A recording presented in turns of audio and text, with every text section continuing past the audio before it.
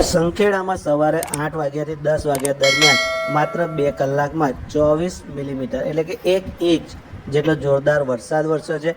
આ વરસાદને કારણે સંખેડા ભાગોળ વિસ્તારમાં ગ્રામ પંચાયત કચેરી પાસે પાણી ભરાયા હતા। આ સિવાય સંખેડા કોલેજ અને જલારામ મંદિરની વચ્ચે દર વર્ષે ચોમાસામાં પાણી ભરાય છે, પરંતુ આ વખતે ગ્રામ પંચાયત કચેરી દ્વારા વિશેષ આયોજન કરતાં વધારે ઝડપથી પાણી નીકળી જાય એ માટેની વ્યવસ્થા કરી છે। જો કે અહીંયા ગટરનું ઢાંકણું થોડું વધારે ખુલ્લું હોવાને કારણે પસાર થતા વિદ્યાર્થીઓને કે કોઈને નુકસાન થવાની ભીતિ રહેલી છે।